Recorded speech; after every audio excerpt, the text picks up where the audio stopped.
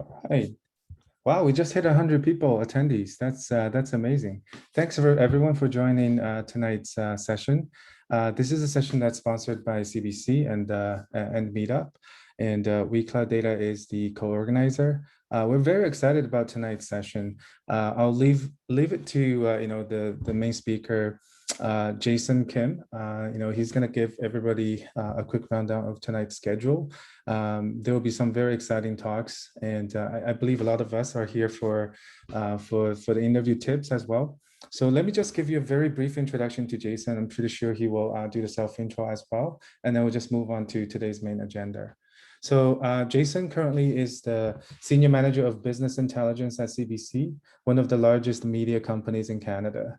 At the CBC, his team is transforming the traditional media company into a data-driven digital media company by integrating data engineering, data science, and data analytics into its business, product development, and publishing and content creation processes. And prior to the CBC, he was the lead data analyst at the Globe and Mail, a marketing director in the book publishing industry, and a lecturer in the American history and ethnic studies. So he's got a lot of experience, and I hope everyone can enjoy tonight's talk. So over to you, Jason. And just before we get started, sorry, we are going to have two Q&A sessions tonight.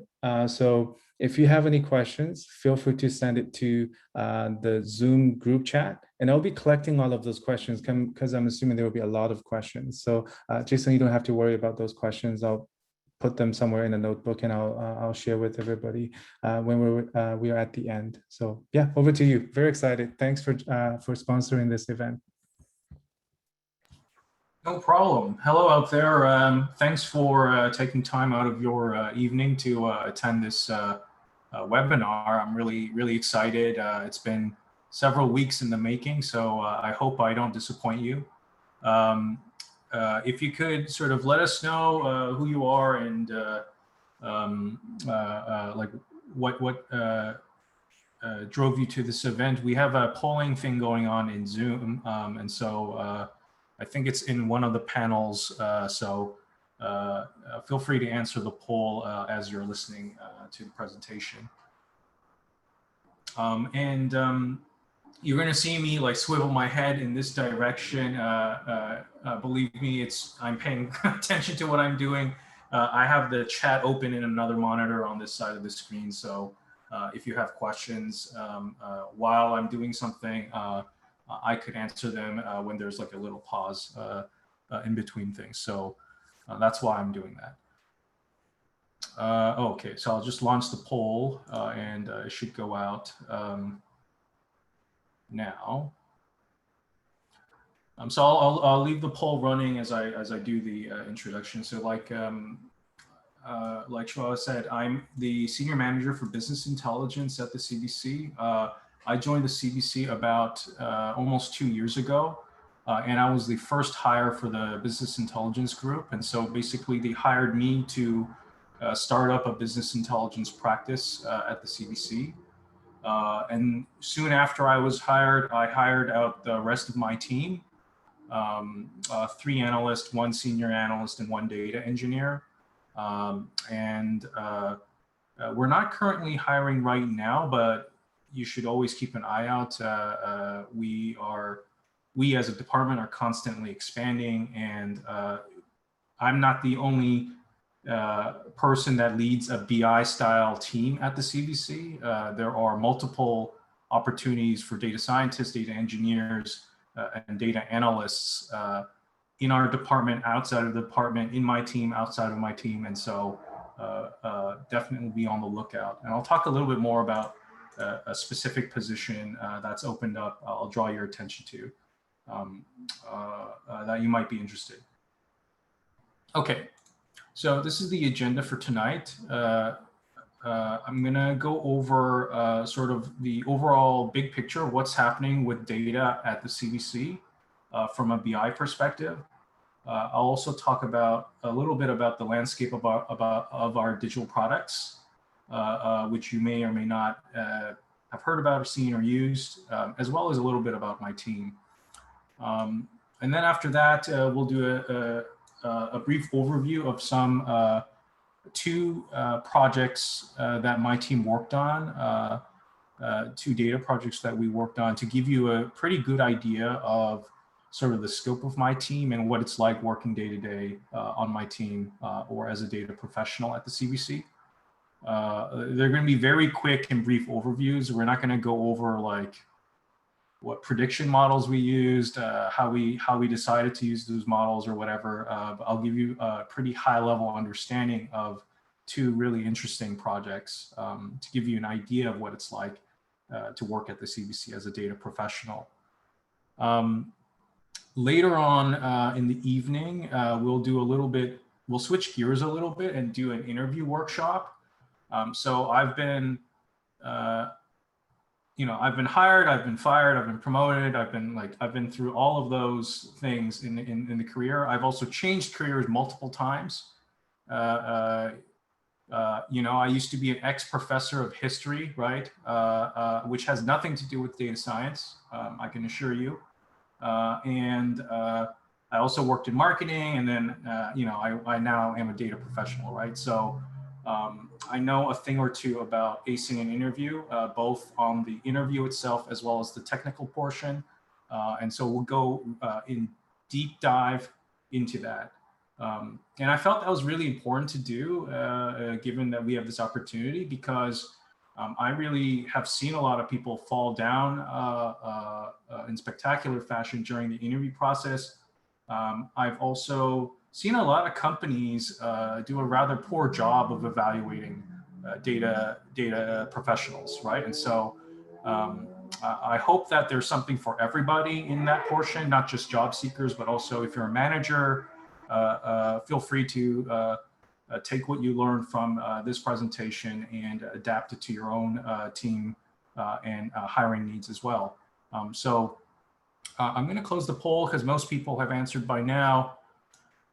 It looks like most people are from Ontario. We have about a little more than half of folks coming from Ontario, but we also have 12% coming from out in BC, 8% in Quebec, a few in the United States. So welcome everybody. Most of you have heard of us, so that's excellent. And it looks like most of you are here to get some interview tips, as well as to learn more about business intelligence and data analysis in general. I'll share the results actually as well so you can follow along.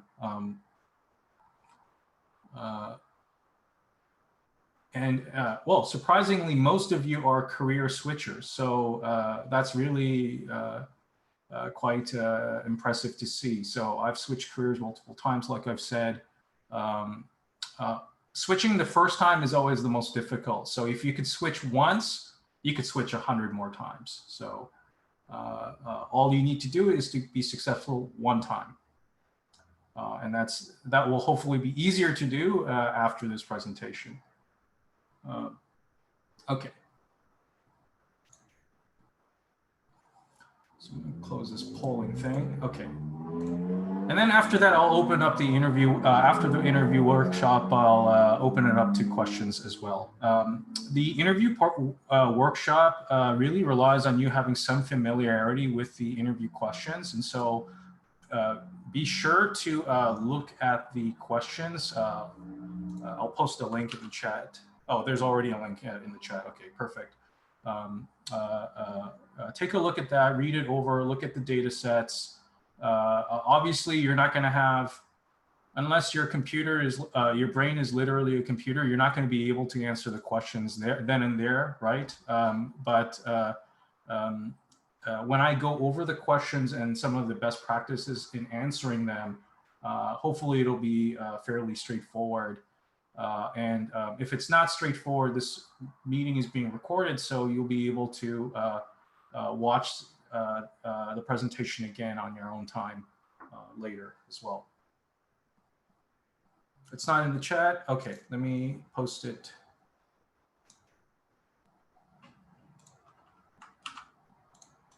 Oh, okay, there you go. All right. So I'm going to just go over some high-level introductions about the CBC. Okay, so most of you have heard about us, but you probably didn't realize these facts about the CBC. So the CBC is one of the largest Canadian digital media companies with over 4 million daily active uniques. And so this ranks us up there with the likes of Facebook, YouTube, Reddit, and Spotify, right? You probably would have never thought that, right? So among Canadians 35 and up, we're the third largest media company that they use, behind only the juggernauts Facebook and YouTube. And among Canadians 18 to 25, like the early millennial population, we're on par with Reddit and Spotify in terms of audience size. And so we're not your grandpa's CBC. We are a massive player in the digital media space in Canada. And as a result, we have over 20 different digital strategy and product teams with over 200 staff, and we're constantly hiring. And by the way, this slide deck will be made available to you after the presentation as well. So you can click on these interactive links that I put in the presentation so that you can check it out. So this link goes to the hiring page directly for your convenience, because it's a little bit tricky to find sometimes.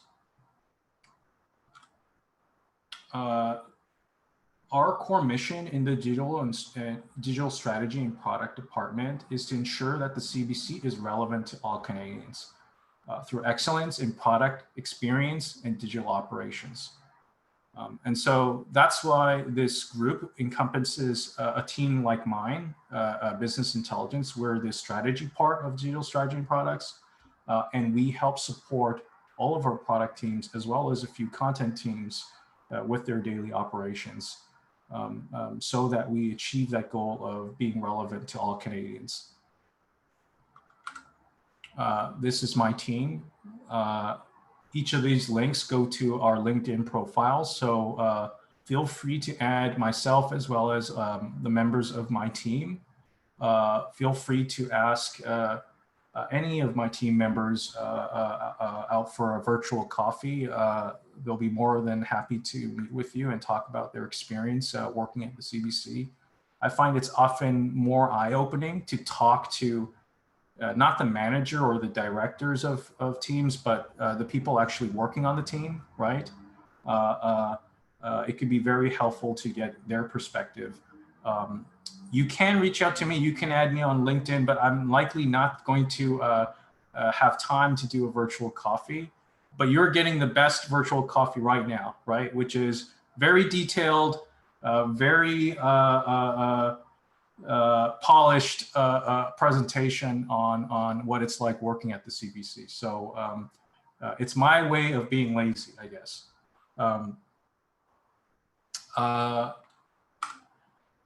My team's core mission, or the BI team's core mission, is to support all digital products teams through actionable insights gained by leveraging big data in order to grow the CBC's reach, engagement, retention, and revenue. And so basically everything that the BI team does is done through this lens, right? It's important to think about BI or data science or data analysis as not just a technical discipline that people go to school, learn skills, and then do those things. You're going to find that in sort of the workplace environment that most business problems are not data problems, like at their core, right? So most business problems are usually people problems, right? The bottlenecks are usually people, not data. Of course, sometimes data is the bottleneck, but usually people is what's underlying the bottleneck, right? And so even as a data professional, it's always important to keep in mind the broader context of the business and its objectives, as well as the customers that are most important to the business, right? So in our case, that would be the audience, right? And so that's what my team explicitly focuses on in supporting. how does data get created and used at the CBC? So I said that we're one of the largest digital media platforms out there. And so this is a very sort of general schematic diagram of how data gets created, where it's stored, and how it's used by us. Okay, so before business intelligence became a thing at the CBC, most of the data that was being used in this fashion. So our journalists would publish articles through a CMS, a content management system, and it would appear on owned and operated. That's what O&O stands for. Owned and operated means platforms that we own and operate, as opposed to platforms like Netflix, where our content is on Netflix, but we don't own Netflix, right? And then this content gets exposed to the audience, and they engage with that content. And those engagements or events are sent to something called the DAL, D-A-L, which stands for the Data Abstraction Layer. This DAL then sends all these events to other third-party client applications, such as Adobe Analytics, or you might have heard about Google Analytics, right? They're the same thing. Other systems like Amplitude, which is our self-service analytics tool, as well as other products and other business systems, right? But the primary way that people use data at the CBC prior to business intelligence arriving on the scene is in this sort of workflow represented by these purple arrows. So people would use an analytics software like Adobe Analytics, extract data out of there, usually in the form of an Excel file or a CSV file, manipulate this Excel file, put it into a PowerPoint, and then spit it back to the stakeholders, right? So that's the traditional sort of business analysis workflow that was happening at the CBC prior to the creation of the BI team. However, with the establishment of the BI practice at the CBC, we're shifting the organization to less ad hoc analysis, right? By grabbing data out of whatever data source and then manipulating that data in Excel, making a beautiful chart and then spitting that out, right? Instead, we're moving towards the realm of big data, right? And so because of the volume of our traffic on our platforms, we have a lot of data. It's coming in at like incredible speed, and there is a lot of it to analyze, right? Not only that, there are a lot of client applications that have these data, but not all of these data live in the same place, right? And so the BI team created a data lake in Azure to sort of solve this problem, right? To enable the leveraging of big data, you need data infrastructure, right? And so we created a data lake that basically houses all the business relevant data in a data warehouse, right? And so this new workflow was created at the CBC primarily by my team, where we take data out of data warehouses and data lakes, manipulate those data, usually using SQL or Python, and then we publish our insights using Power BI, our BI tool, or we use our self-service BI tool, Amplitude, and deliver those insights and dashboards to cross-functional teams. So managers, directors, things like that, to who then interact with the journalists and other people on the ground to create better content or better experiences, right? So that's like at a very high level how BI and big data is transforming the CBC from like an infrastructure standpoint and from like a stakeholder management standpoint, right?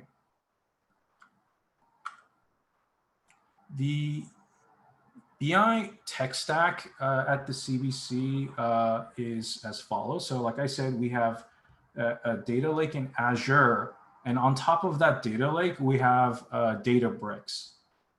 You might have heard of Databricks. It is a unified data platform that has an interface that is very similar to Jupyter Notebooks, right? Except it's in the cloud, basically, right?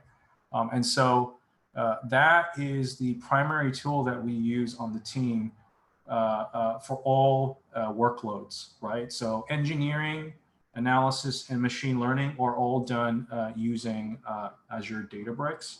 And we're experimenting with their data warehousing product called Delta Lake.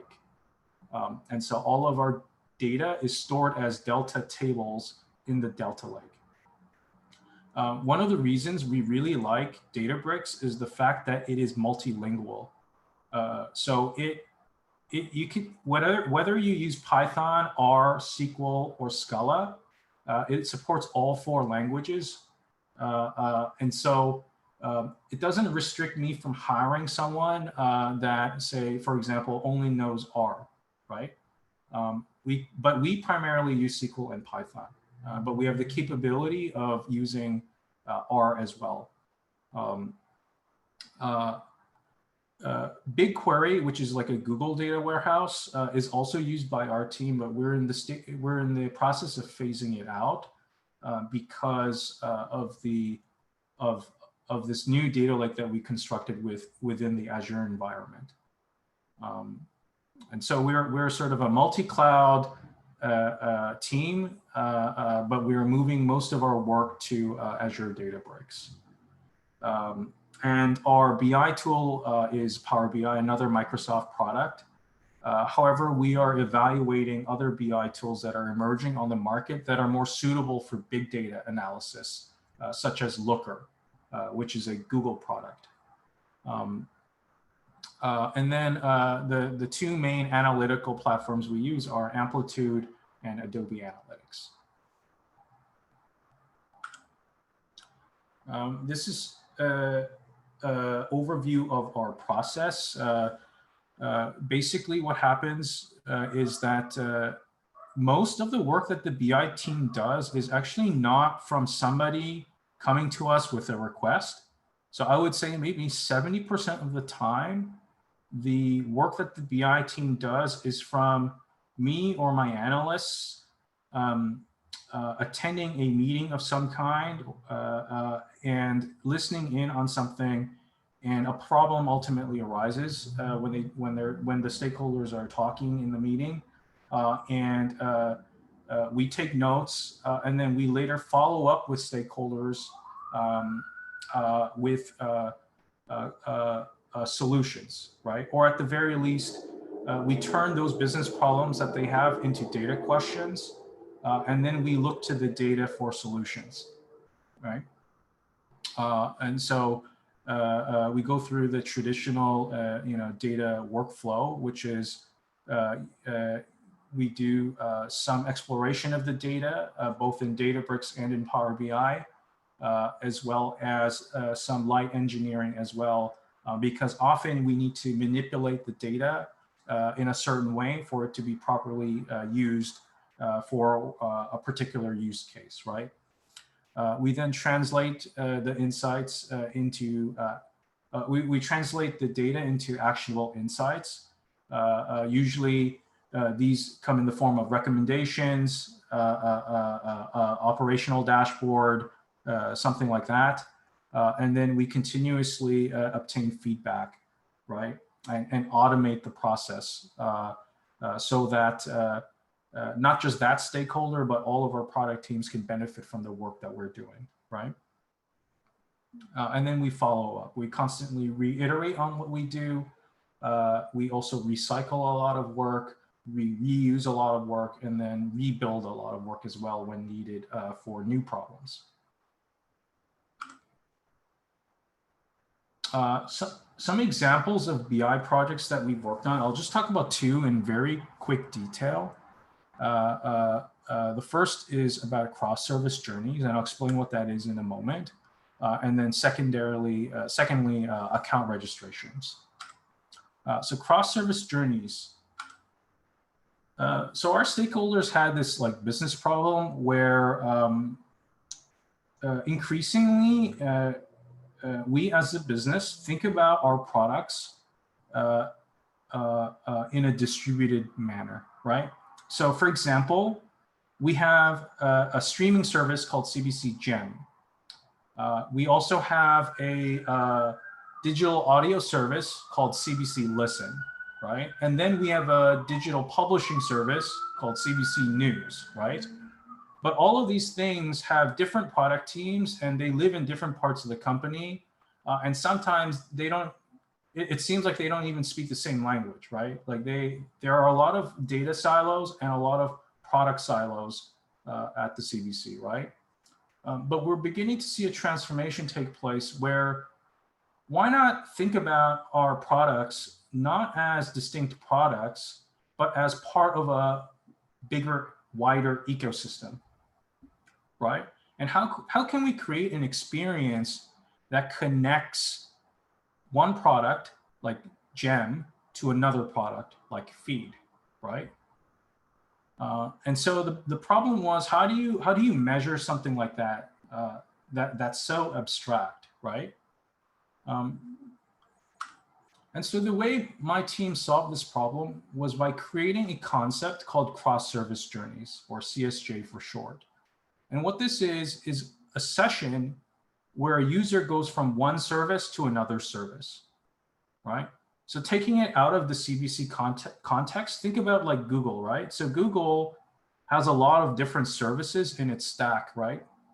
You have Gmail, you have Google Search, you have YouTube, you have Google Calendar, you have all of these things and all of them are like connected together, right? So for you, your Google Calendar invite automatically sends you an email to your Gmail account, right? And then when you open the invite and you want to attend a meeting, a Google Meets link opens up, right? And then it's like a seamless integration of different products, right? And so that's the way we want to think about our products now, right? Instead of thinking about Gem as its own distinct sort of universe, think about how, say, the feed or our news service connects to Gem, right? How can we make those connections happen, right? How can we be more useful to people? How can we give people the opportunity to discover all this great content that we have, right? And so this is the example of how this works, right? So a user discovers a link that sends them to another service, or a user goes directly to another service in the same session. This is like a visual representation of what that might look like. In orange is like cbc.ca, and in blue is, say, the listen experience, right? Another way you can think about cross-service journeys we discovered is intraday. So not within the same session, but within the same day, right? So for example, let's say you read the news on cbc.ca in the morning and then later listen to CBC radio in the evening, right? That is also a kind of journey that is really important to us as a company, right? We want to have as many people do that as possible, right? Because that tells us we are relevant to people, right? That tells us we're doing a good job at creating a great product experience, as well as publishing great content, right? So before the BI team created this concept, there wasn't really a vocabulary at the CBC to talk about this, what this outcome that we wanted from the audience, right? So that's a BI example of creating this concept, an analytical concept that we then use to measure performance on our products, right? The second example is a more straightforward data science example, right? So on Gem, our streaming service, they wanted to create more, they wanted to acquire more registered users, right? Because registered users have more engagement, and they're also the most likely to become premium subscribers, paid subscribers, right? And so, you know, predicting who is most likely to become a registered user is really essential to the business, right?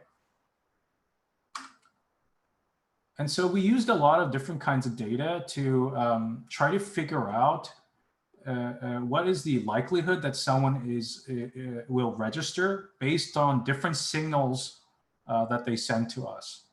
And all of the signals that we used were behavioral, right? So not like demographic, right? Like age, gender, whatever, but behavioral signals, because we don't collect PII or personally identifiable information on our platforms, right? So we don't, and we don't use them, right? And so in the data lake, right? And so what behaviors can we use as predictors for somebody's probability for registering for an account on GEM? And so these are some of the variables that we considered or created to answer that question. So time spent on GEM, right? How many days since the user first visited? Total bounces, right? Things like that, as well as many more variables. And what we found through our prediction model was that this group of predictors were strong positive signals. Bounce sessions was a strong negative signal. And then there were some variables that you would think would be a good predictor, had no predictive power at all, right? And so the number of times somebody clicked on the create your account button was a strong positive signal, right? The more somebody did that, the more likely it is that they will register, right? How many times somebody was exposed to a marketing campaign was also a strong positive signal that predicted somebody registering. Bounce session was the single strongest negative signal. If you don't know what a bounce session is, it's basically when you open up a website and then close it, right? Like without doing anything, right? And then things that we thought would play a factor actually ended up not playing a factor at all, such as time spent consuming content. You would think that someone who is using GEM a lot would be more likely to register, but that wasn't the case in our prediction model. And it's kind of intuitive, right? So if someone is consuming a lot of stuff already without registering, maybe that means that they will never register, right? Because they're already consuming a lot, they're happy with their experience, right? They have no reason to register, right? And so it kind of makes sense when you think about it, but initially it seemed very counterintuitive. So I'm gonna stop there because I've talked a lot. So I'm gonna open it up to questions from the audience just on this section of the presentation about what it's like working at the CBC as well as what my team does. Yeah, feel free to unmute yourself and ask questions. But at the meantime, I think during Jason's first presentation, we've got 4 questions. So I'm just going to read them out so Jason can get to those questions. The first question is, do you build a sandbox in SQL database and then the BI analysts will only use one data set? Oh, interesting. We do have a sandbox environment, but it contains all of the data sets. So we have, in our production environment, we have all of the data sets that have ETL pipelines for in the production environment.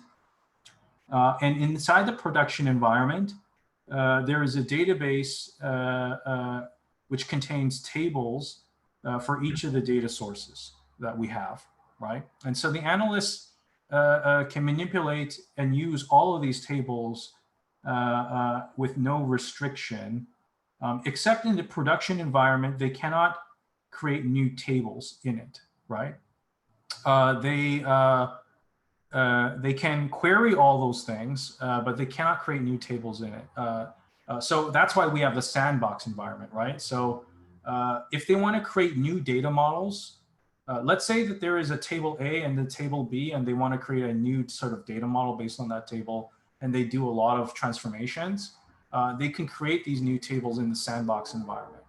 And so that's where those derived tables live.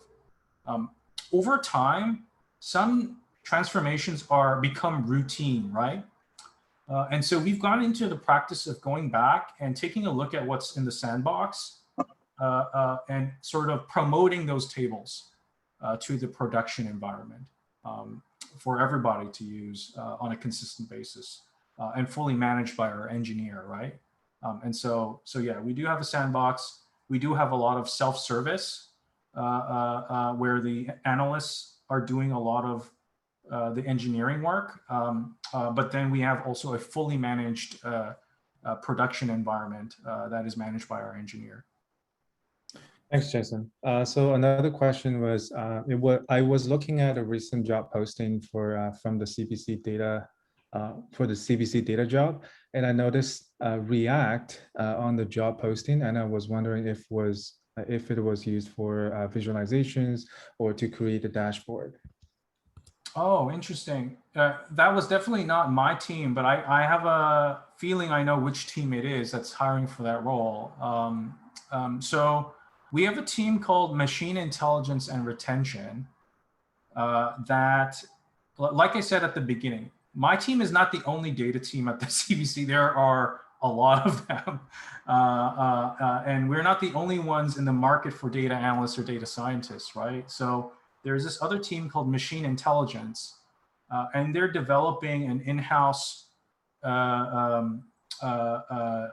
analytics platform. I can't really go into more detail on what that is, but basically that's why they're hiring for someone that has skills in React. Cool, thanks.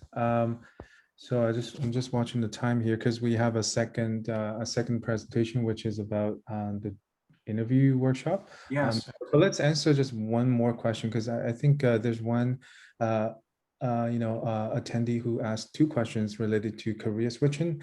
Yeah. So the question is, switching from finance to data analytics, what are the real chances of switching, considering I don't have engineering background? And then a follow-up question is, also being from finance during job search, what are the chances of getting a data analyst with non-financial field background? So I think the main question is just switching from finance to data analytics. Yeah, it's a good question. I think, listen, right? Like, I was a professor of history, right? So if I can become a senior manager of business intelligence in like 2 years, I'm sure you can as well, right? So having said that, I did a lot of work to make that happen. So I'll talk a little bit about what I did to make that happen. Maybe that will help, right? If you want to make a switch from, say, finance to business intelligence, which I think has much more of a connection together than, say, history does, right? Whatever it is you're transitioning from, in that field, look for an opportunity to apply data skills in as much as possible before you make that transition. If you don't have that opportunity, create those opportunities for yourself. And if you can't create those opportunities for yourself, that's where I would consider changing jobs, right? To just jump ship and find a place that will allow you to create those opportunities, right? So that's number one. Like wherever you are in your current situation, look for a data problem to solve and then try to solve it. Okay. Now, if you don't have the skills to do that, of course you need to get those skills, right? So go to school, take a certificate program, right? There are many boot camps and master's programs and all these sorts of things. You could even just take one course, right? To just get your feet wet with SQL, for example, right? If you have a very good understanding of SQL, you'll fit in pretty well in most BI teams, right? So make sure you have the skills and practice them on real problems. If you don't have a real problem to solve, then work on fake problems. So go on Kaggle, look for data sets that are large, right, and messy, and work through those, right? But ultimately, you need to be able to translate your skills into like real work experience, right? So if you're in finance, look for an opportunity to apply data science or data analysis skills to what you're doing right now, right? I never had that because I was in history, right? So there are no opportunities to apply BI to history, right? However, before I made the jump to BI, I was a marketing director. And so I was in digital marketing, and that's where I started to gain an appreciation and expertise in data analytics, especially web analytics, right? Like working with clickstream data, working with all of the key metrics that we use in the digital media space, right? And so it was relatively easy for me to move from digital marketing, from history to digital marketing, and then from marketing to BI, right? There's like a clear progression there. It seems incoherent, but that's sort of how I made that journey work for me, right? Another thing is, like I said, you have to target the right people because certain people have a very restrictive idea about who should be in data science or data analysis or in the data field in general, right? And so you'll get job postings that say, oh, a PhD in data or quantitative field is preferred or whatever, right? You can automatically skip those unless you have a PhD, right?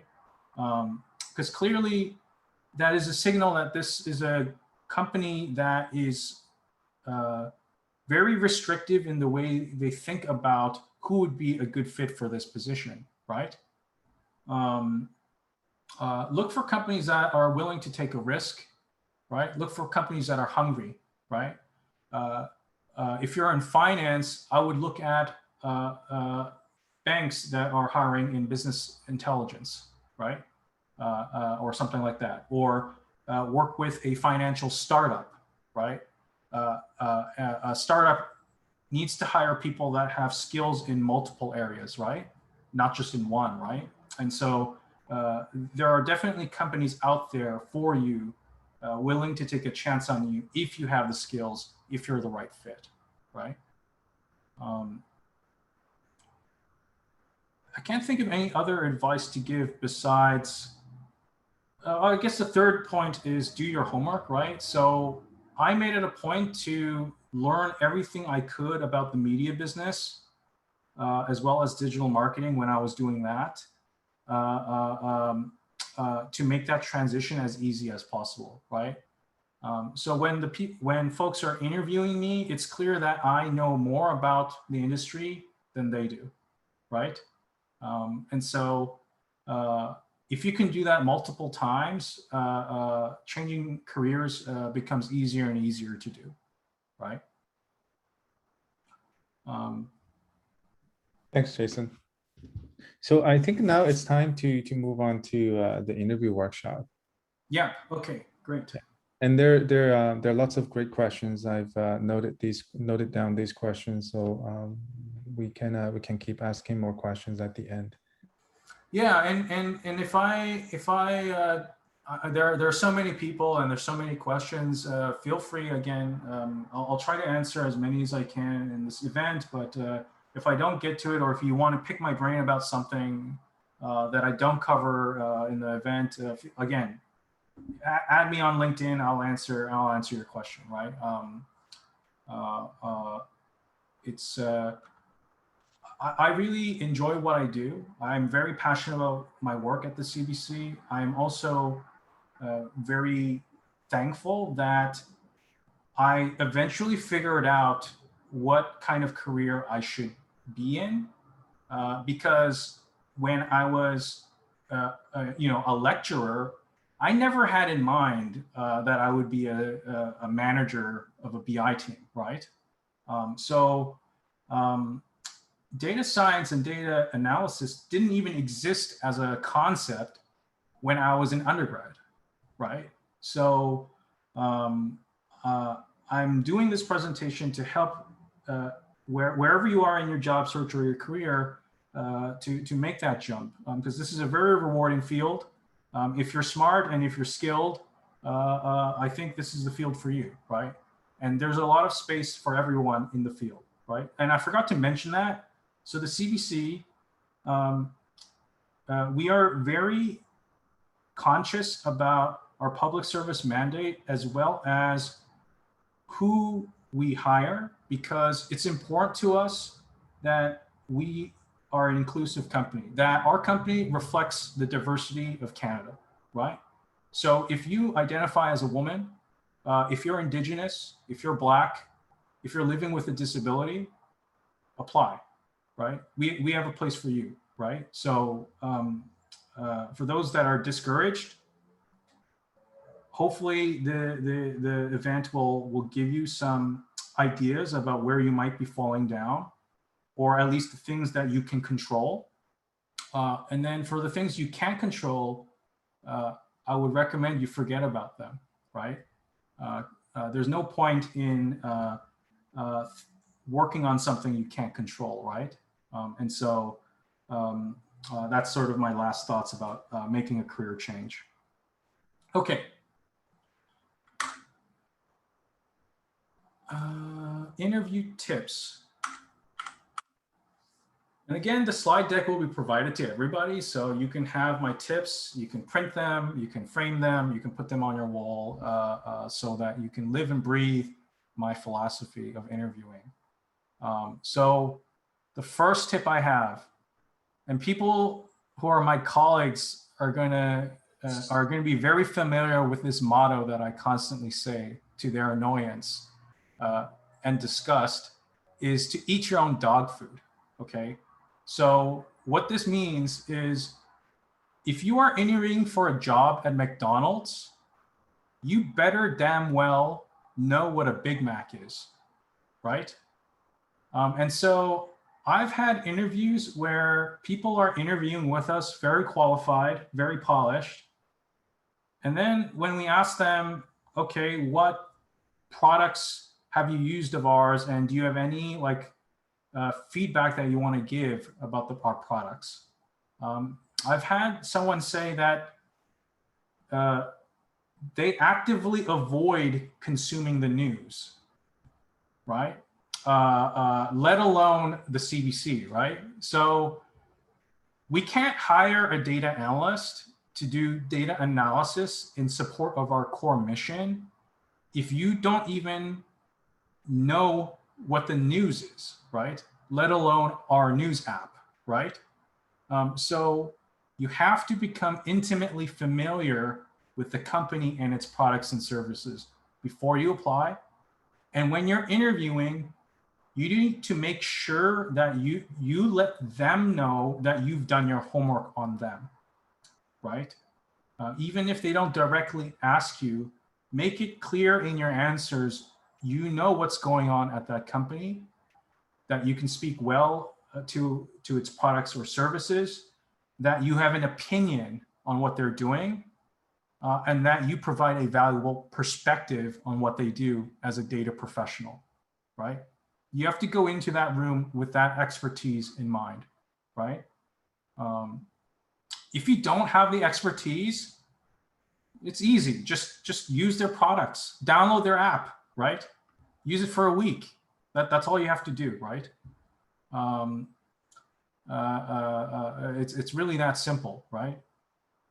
The second big tip I have is to make the interview work for you. So a lot of people go in an interview in a very reactive fashion where basically they let the interviewers control the interview, right? Of course, the interviewers will have that power over you when you are interviewing. It's their room when you're doing physical interviews. It's them making decisions about the hire, right?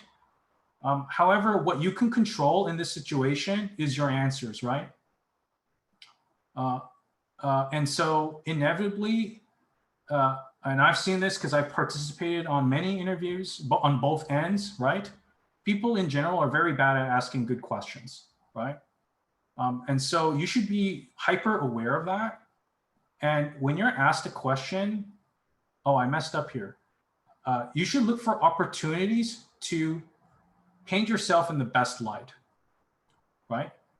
So here are some examples of how you might do that, okay?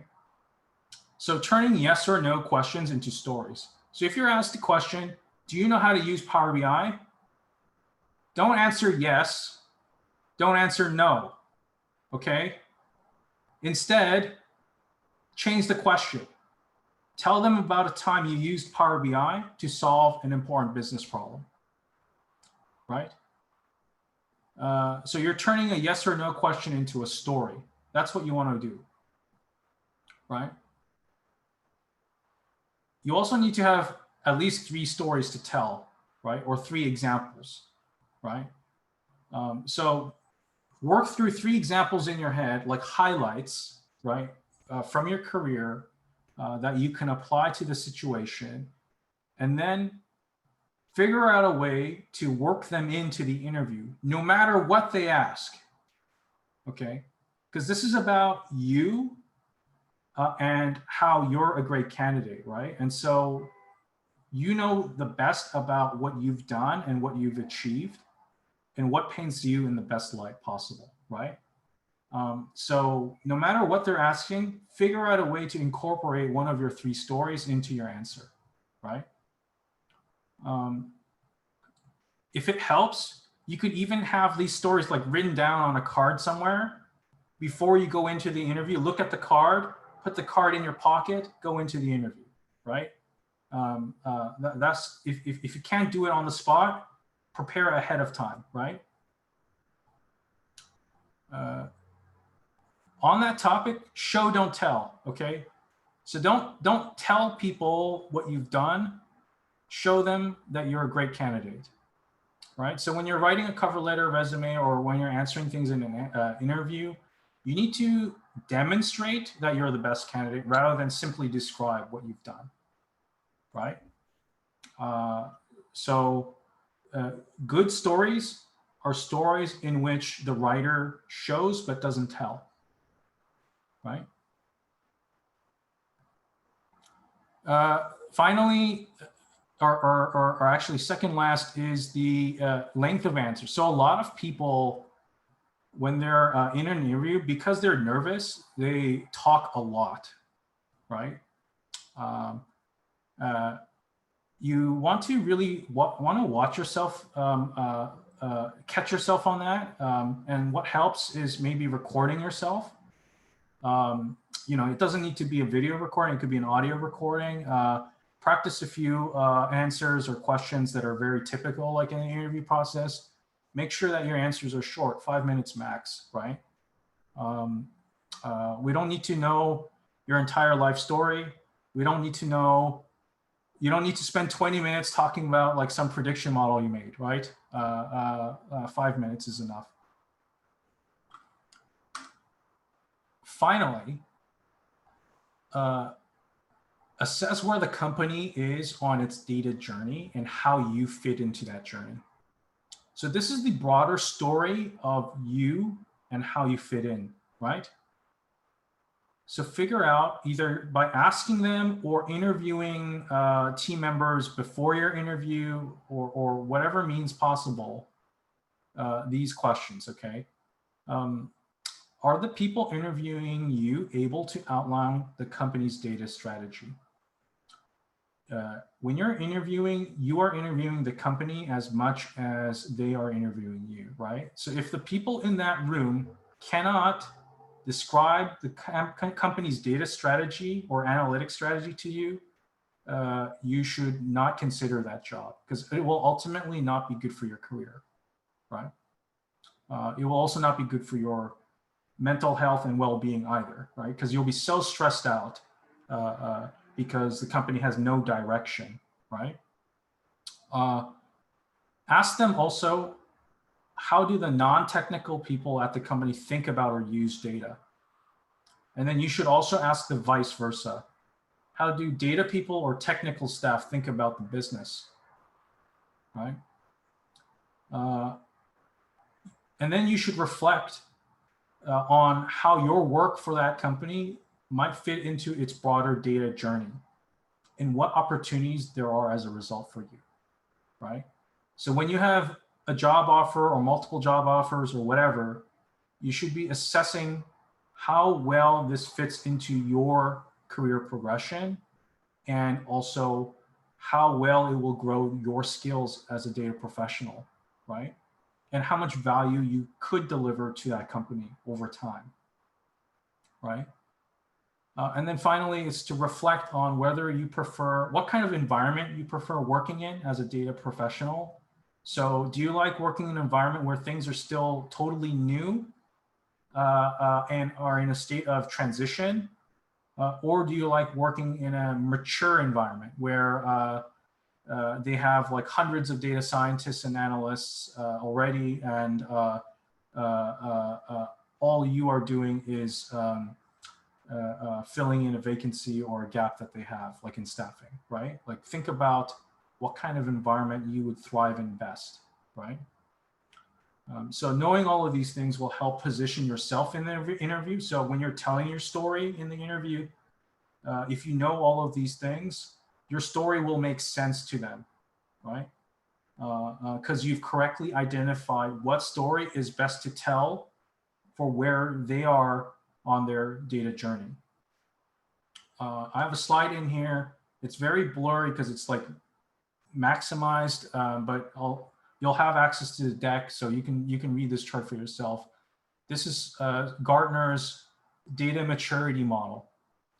So there are like 5 levels of data maturity according to Gartner, and these are the 5, right? So you can use this as a guide to sort of assess after the interview where you think the company is on its data journey. Just for your information, the CBC, when I started, was at a 1.5, sort of between level 1 and 2. In the year and a half since I've been at the CBC, it is now, I would say, at a 2.5. We are very close to achieving the level 3 this year, I believe, right?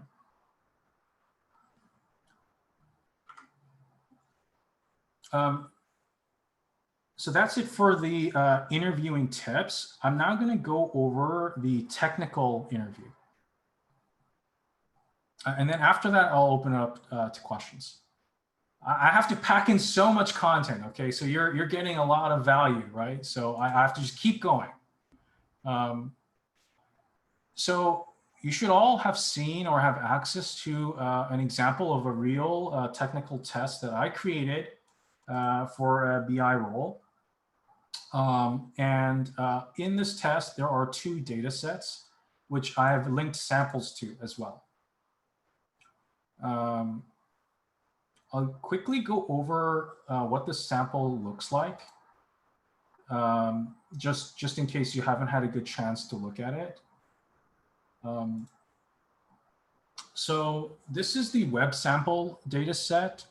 And what this is a representation of the clickstream data.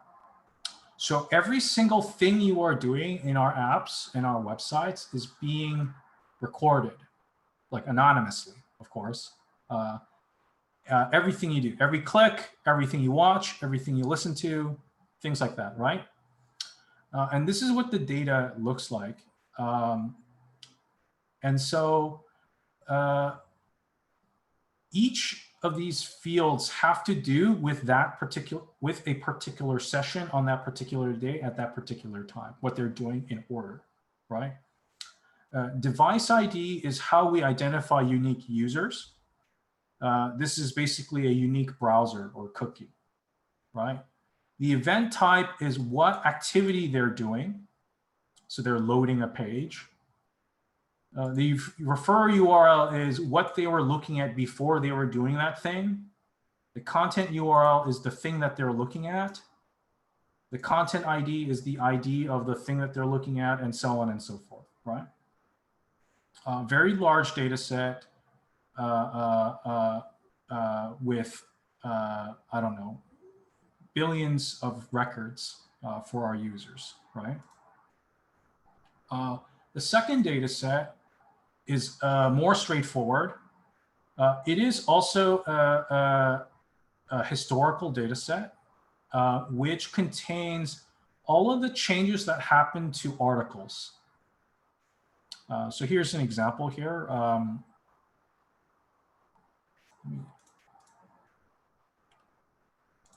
Let me see. Okay. So these three rows represent a particular article with this ID, and it's saying that it was updated 3 times at these times. So like within roughly 2 minutes of each other. It has this much word count and other like content metadata associated with that piece of content. So for example, how many links did the piece of content contain? What was the title of the content? Where on the website was it published? What keywords are associated with that content? Who created the content, and so on and so forth, right? This, okay. So basically, the test is to use these 2 data sets to answer these like 3 SQL questions. The first one is about using first interaction attribution to figure out how many page views did Facebook contribute on the 21st of October, as well as direct refers. And so I have a code snippet here that will show you in SQL how to do that. I've zoomed in a lot, so hopefully this should be very clear. So basically, the main point of this one is to look for how you translate first click attribution into SQL, right? Because you're supposed to read that. If you don't know what first click attribution is, you're supposed to click on that link, read what it is, and then figure out how to do it in SQL. And this is how you do it. You do it using a window function. In this case, I'm using a window function called first value. And what this does is it takes the first value for the refer URL for a unique session and a unique user, right? And because this window is ordered by ascending event time, so the chronological order of events, it's taking the refer of the first event that happened in that session, right? And so that's how you do first click attribution in SQL. Very easy, of course, when you like have it written out like this. Very difficult if you're doing this as a test for an interview process, right? Second question. Calculate the average session duration in seconds for each day in the data set. So a lot of people get stuck on this question. They ask me, like, how do I calculate the time duration, right? Because there's nothing in the data set about that. But this is part of the test, right? It's to test whether you can figure this out, right? So one way you can calculate this duration of a session is by taking the min and max timestamp for a session and then finding the difference, right? So the first event of a session and the last event, the difference is the time spent, right? And then on top of that, you have to calculate the average, right? So this is what this looks like in like 10 lines of SQL, right?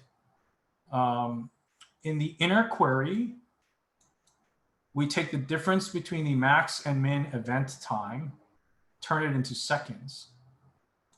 And then in the outer query, we do the average based on this new dimension that we created using the min and max, right? A lot of people get this question wrong because they do the average. Well, first of all, they don't calculate the time spent correctly. And then second of all, they don't do the average as the last step in the process. The average needs to be in the outer query because it is aggregation, right? So that's why it is in the outer query. Easy peasy. Third question, code review. So I've given you some code that looks reasonable, but you have to look for errors in the SQL that are not like, some of these errors are like very obvious and some of the errors are not obvious at all. And I'm testing you on whether you can figure out what those errors are. So the difficulty of this question is that the query looks all right, but there are actually a lot of things wrong with it. Okay. And so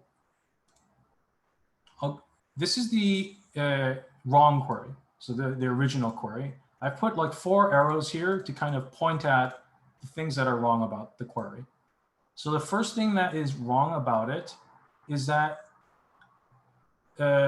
this join between Kibana and WebSample is wrong because if you look at the Kibana data set, there are multiple records for a headline, right? So if you're using the headline in your query, you need to create a logic that accounts for changes to the title of a piece of content, right? So that's the first mistake this query makes. Second mistake is counting the headlines. So this, again, because the data set contains multiple headlines and multiple records for each piece of content, it makes no sense to count the headlines. Instead, you need to be counting the content IDs, which are unique, right? This where filter is wrong. And if you read the data dictionary, you'll understand why it's wrong.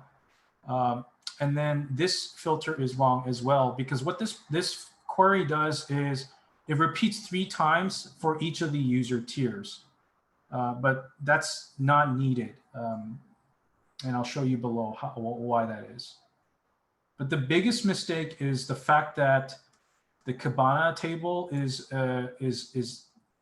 doesn't have, there's not a one-to-one relationship between headline and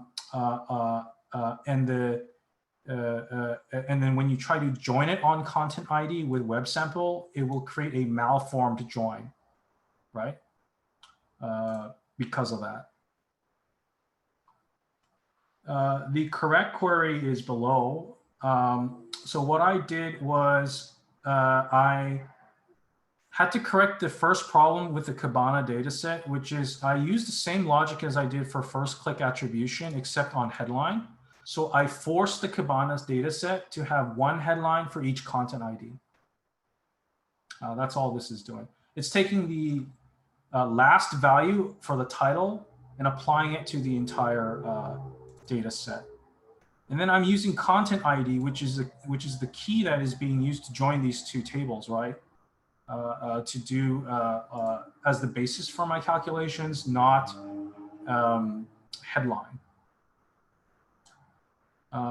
So that's the main correction. And then the second biggest correction I make is here, where instead of repeating the query 3 times for each of the user tiers, what I do is I use a rank window function to show all of the user tiers in the same table. But because I have a limit, or like this clause here, rank less than or equal to 10, it'll only show you the first 10 items for each of the user tiers.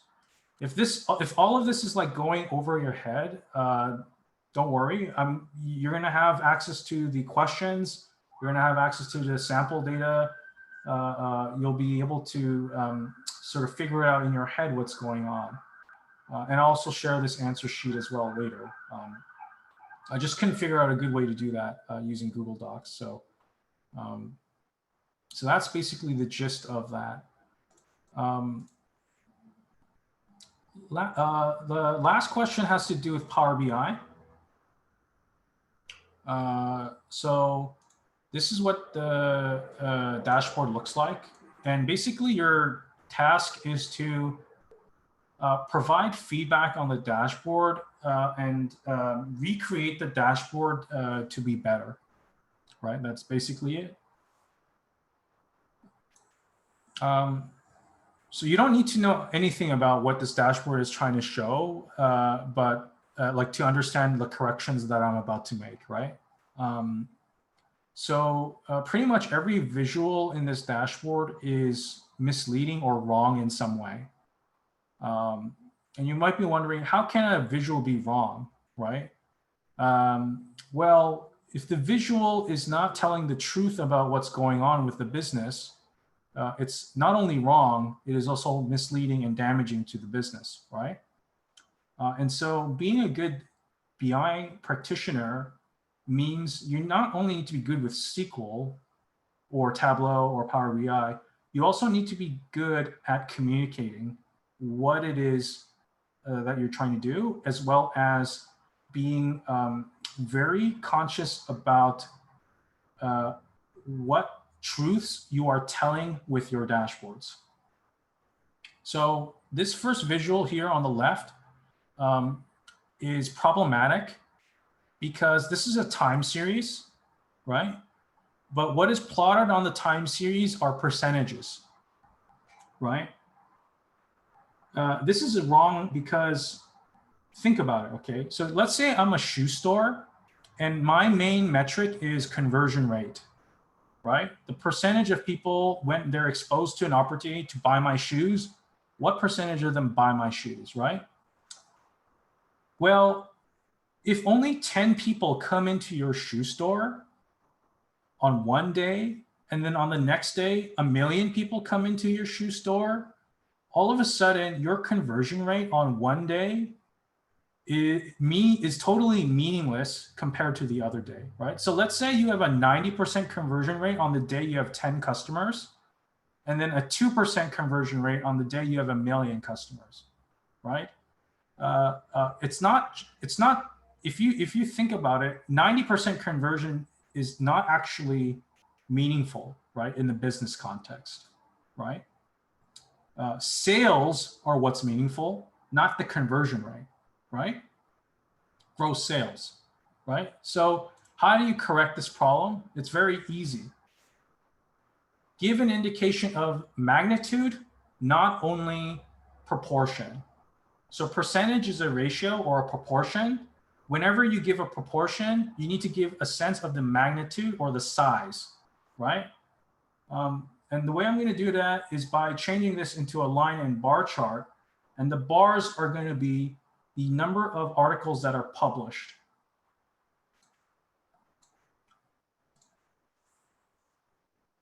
So let's see.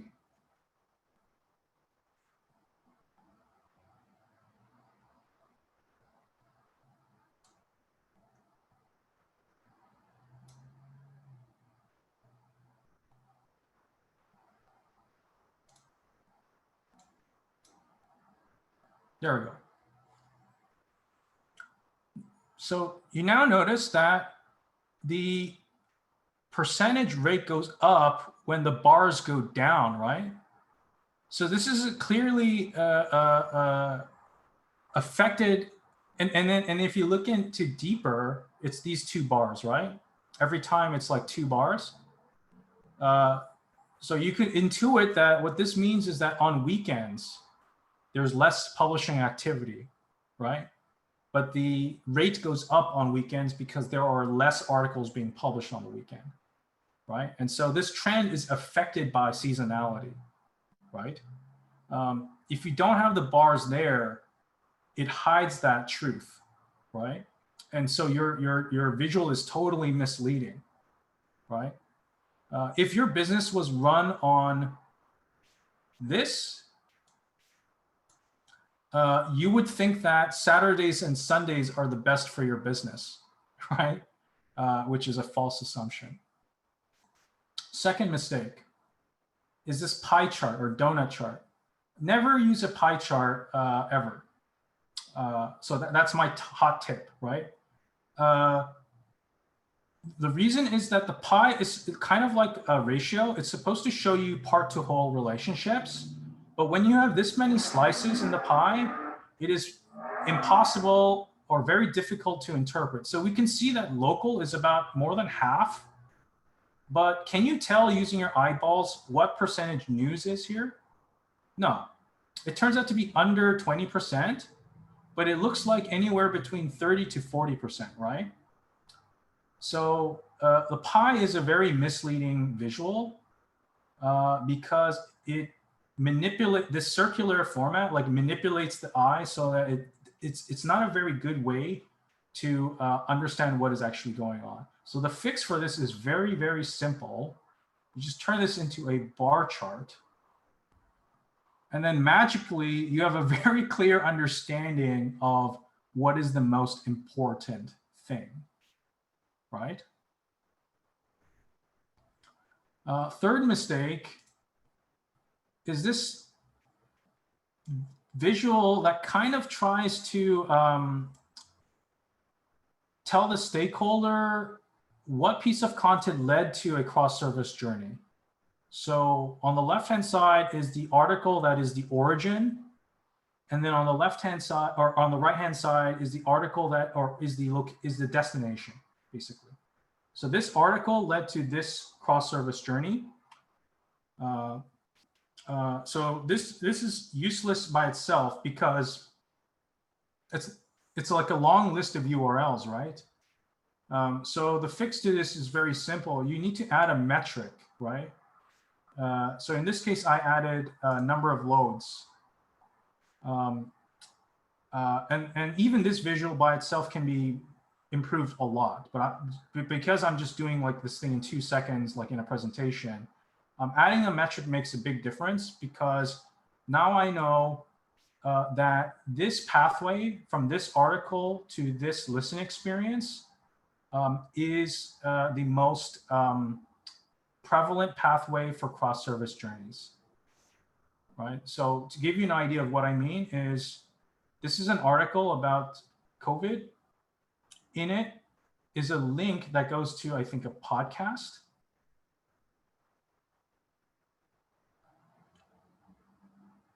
Or there must have been a module that contained a link to an outbound link to another piece of our ecosystem, right? And so it's saying that on that day, this article was responsible for the most cross-service journeys on our platforms, right? When you're working with, I think the idea behind this was good, like showing point A to B connections, but I think the execution was really bad, right? And so think about ways to visualize what you want to get across.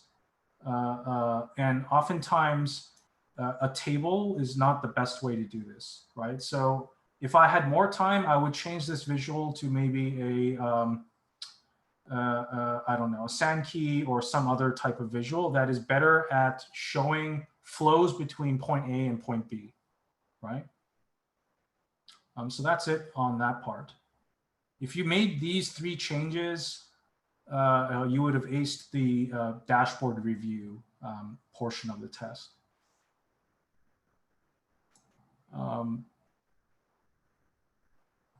So that's it. I'm going to now open the floor to questions regarding the interview process as well as the technical test.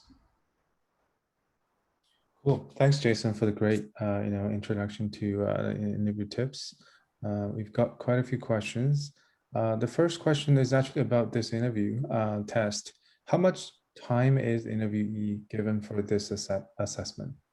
Oh, good question. I give between 7 and 14 days for people to complete the test, depending on like how urgent the hire is, basically.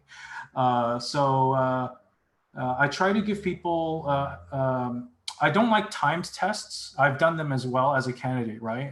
Because I don't feel that they accurately assess the performance of someone or someone's suitability for a job. Like you're never going to be in an environment where you need to write a SQL query in 5 minutes, right? Like that doesn't happen in the workplace, right? I try to make the test as realistic as possible, as you've seen. And so you're given a lot of time to do it. And not everyone is given the test. So first, candidates are pre-screened via the phone.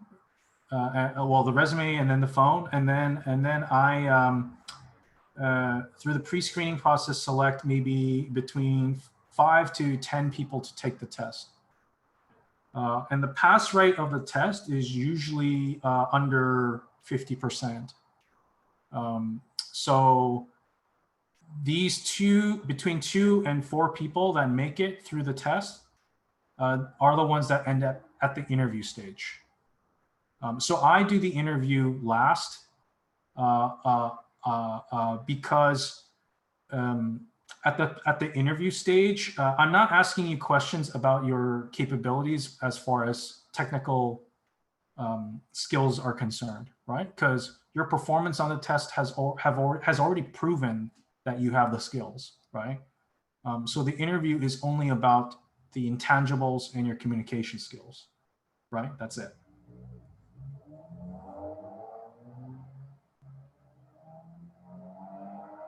Cool. There's a question from Michael. Yeah. Oh, sorry, from Yubai. I will get to Michael's question. So, how technical do you have to be to break into the data analysis field? Do all the jobs require technical coding interviews? How technical to get into the data field? Mm-hmm. Do you Uh, tests? it is a so business intelligence and data analysis are technical disciplines, but the reason I like BI is because it is, as opposed to say pure data science, is that I get to work on things that directly impact the business, right? Like that's the reason why I am in BI personally. I really enjoy working with non-technical people and help enabling them to make better decisions using data, right? So I would say that like you don't need to, I don't know, you don't need to be a programming whiz or whatever to become a BI person or data analyst. However, you do need to have a good foundation of certain skills, such as SQL, such as Tableau, Power BI, such as working with databases, things like that, right? And then now increasingly, BI analysts and data analysts are also expected to know machine learning, right?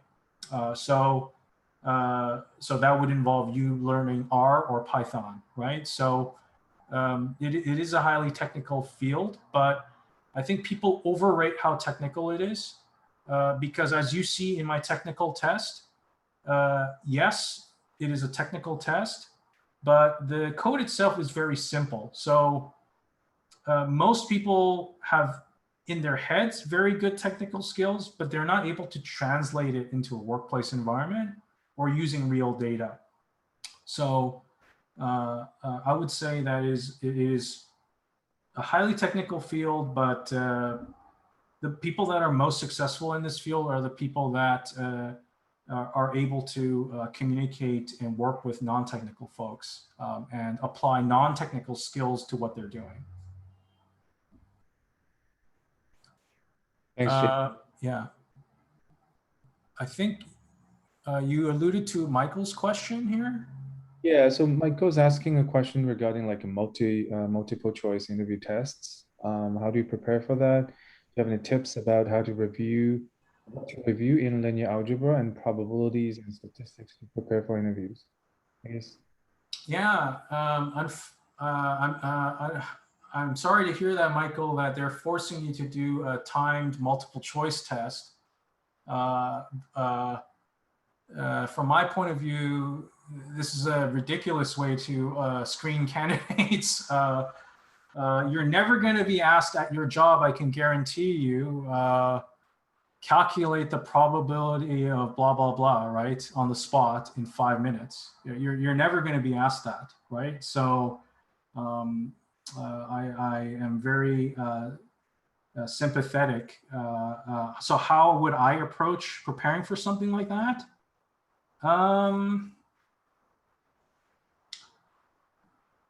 I think, so if you need to brush up on statistics and statistical concepts, there are a lot of great courses you can take online and also offline, or not offline, but through universities, right? You can take paid courses at universities that will do most of that for you in just like one course, right? You can also take courses on like online platforms like Coursera that do a very good job of sort of reviewing those things and in a very like practical way, right? You don't need to do another undergrad degree in statistics, right? So I would probably start there. I would also, if they are truly doing a multiple test that's asking you to calculate things, right? I would buy a statistics textbook, like Intro to Statistics or something like that. And then in these textbooks, there are always going to be question sections and answer sections, right? So you can use that to practice for these multiple choice tests.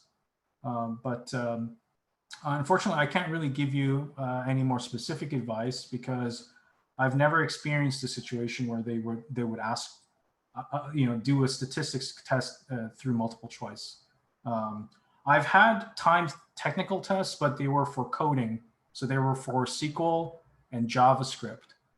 I have no knowledge of JavaScript whatsoever, but I still scored the best on that test because although it was timed, it was like at home, right? So I can just Google everything and I was able to figure it out because I have some familiarity with Python, right? So,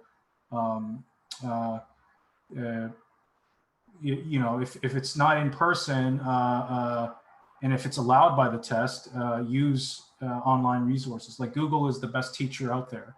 So use it if you can. Thanks.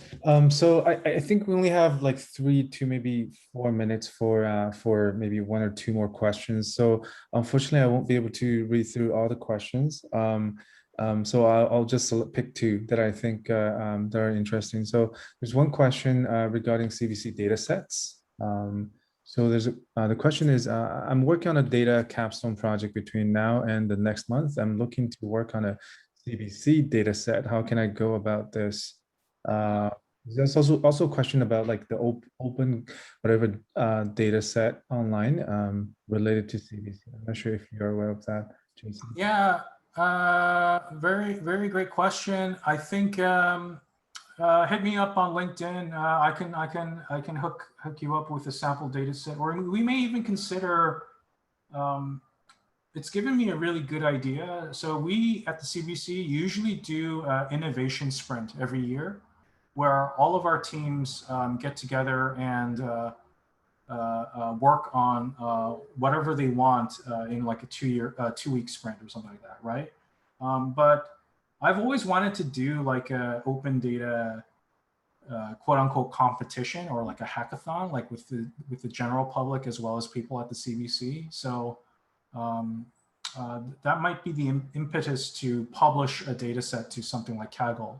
And I think that could be like a really mutually beneficial thing, right? So but in the meantime, I can provide you with a sample. None of our samples contain sensitive information. So I can hit me up on LinkedIn and I can provide you a sample if it's something that you need to do for school, like you want a data set to use for some capstone project or portfolio project. Cool. So one last question. I think this is a good question. So when you want, it's related to the interview tips. When you want to show value provided with a story, but haven't been part of a project that has done that, how do you still repackage your experience to answer the question well? A related question is, what should be my story if I haven't really used Power BI in this case in the interview? If you haven't had the opportunity to use the skills that you have, like I said, you need to create those opportunities. If you're not allowed to create those opportunities, ask yourself why that is, right? So let's say you are working in a very traditional or conservative industry, or maybe you're a student, right? Figure out a way you can do that. So you can volunteer someplace. You can participate in a hackathon or a competition, which I've done when I was starting to get into data science, right? You can, I don't know, you can even, if you know somebody that works somewhere or is like a operator of a small business, you know, see what you can do with business intelligence or data science and analysis for that person, right? And then on your resume, you can say that this was consulting work, right? So like, I think be creative in thinking about opportunities to apply your skills, right? I know it's a bit of a chicken or the egg. So like employers are looking for people that have the skills. If you're a student or just transitioning to this career, you're not going to have real world experience, right? But you need to be hired to get those real world experiences, I know, right? But create opportunities like through competitions, through volunteering, through consulting, and then also in your current workplace, how you might do that. If you have a BI team at your workplace, have a coffee with them, figure out a way to work with them, right? All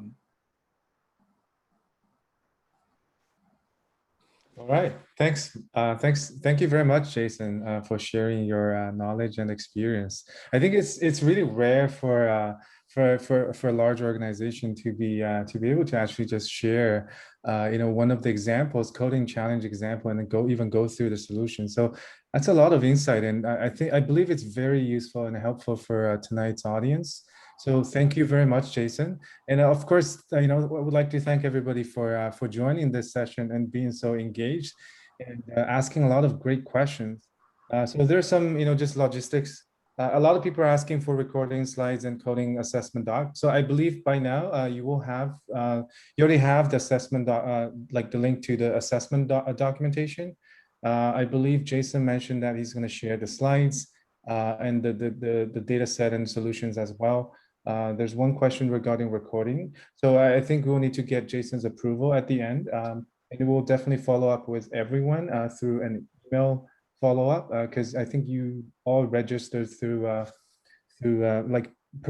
provided your email during registration. So we'll definitely follow up in the next 2 days. So I think that's it. Yeah, Jason, any final words? And thank you so much. No, just check out our careers page. There's a position called research officer that is not in my team or my department, but is a data job. It's a BI job, right? So, and then also in the next couple of weeks, there will be openings in our department related to data science and data and analytics jobs. Again, not on my team. We're not hiring right now, but there are other teams that are hiring. So please consider us as a destination for your careers. It would be lovely to work with you. So yeah. Thanks, Jason. Again. All right. Thanks, everyone. I hope you have a wonderful evening, and stay tuned. We'll have some more interesting events in the near future. All right. Thank you all. Have a good night.